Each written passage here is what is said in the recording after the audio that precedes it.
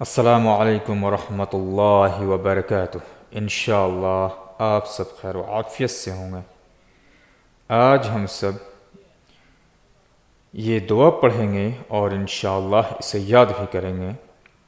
جو شخص کسی بھی مقصد کے لیے اس آیت کریمہ کو پڑھ کر دعا مانگے گا، اللہ تعالیٰ اس کی دعا ضرور قبول فرمائیں گے۔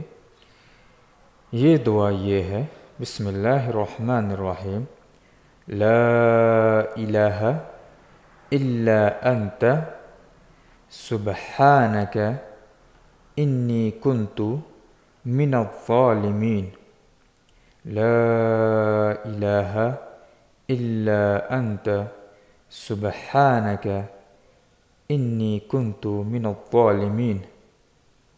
لا الہ الا انت سبحانک انی کنت من الظالمین۔ لا الہ الا انت سبحانک انی کنت من الظالمین۔